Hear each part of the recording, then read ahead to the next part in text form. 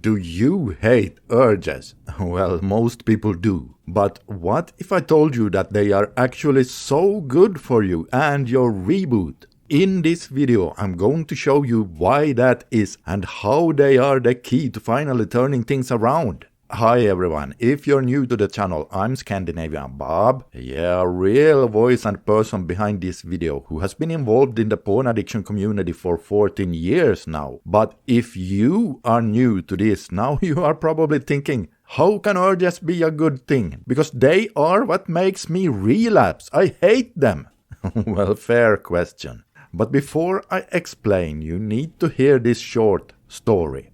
An old Cherokee Indian is teaching his grandson about life. He says, there is a fight going on inside me, and it's a terrible fight between two wolves. One is evil. He is envy, sorrow, guilt, resentment. The other wolf is good. He is joy, peace, hope, faith, and confidence. And the same fight is going on inside you too. The grandson thinks about it for a moment and then he asks, which wolf will win? And the old man replies, the one you feed. Now, here's what's interesting. This story actually mirrors how your brain works. You see, every time you are presented with a choice, depending on the action you take, you can either build yourself stronger or further continue to weaken yourself. You either strengthen or weaken your prefrontal cortex, which, if you didn't know, is the part of the brain that is responsible for self-control. So,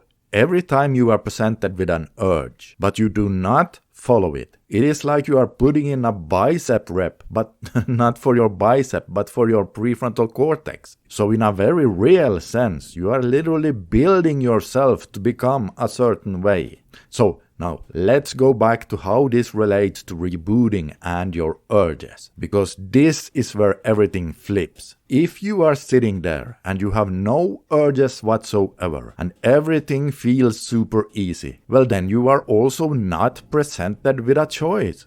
And if there is no choice, there is no growth. There is no feeding the right wolf. But the moment an urge hits, now you have a decision. Now you can either strengthen the old relapsing wolf or strengthen your higher self wolf. So yes, urges are uncomfortable, no doubt. But when they arise, you should realize that that is actually the best time for you to change. And here's something even more interesting. Did you know that they have made studies and found that people who have defeated addictions oftentimes end up with a stronger prefrontal cortex than people who never had an addiction to begin with? And so now you say, oh come on Bob, how can that even be possible? Well, just think about it. They have been presented with so many urges, and by the time they have finally defeated their addiction, they have had to put in a lot of reps for their prefrontal cortex. So the struggle itself is what builds you. And that's why you shouldn't fear urges. You should see them for what they really are. Opportunities. Heck, you could even look at them as dumbbells in your mental gym.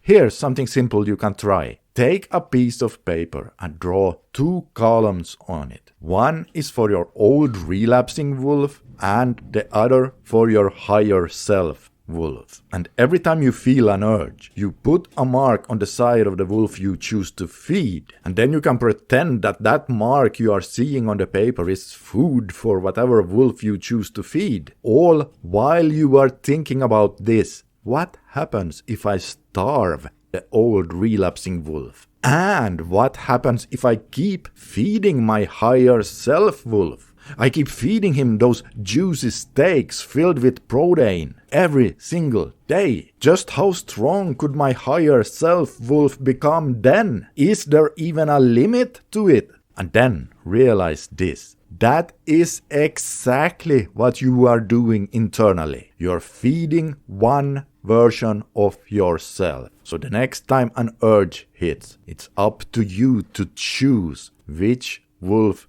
you will feed. Now, if you want to know how I took this idea and made something truly powerful out of it, take a look at this video right here where I share my struggle and what I started doing to finally get out of my porn addiction back in the day. Just take a look right now and you'll see exactly what I mean. This is Scandinavian Bob signing out for today. Consider subscribing for more and I'll see you in the next one.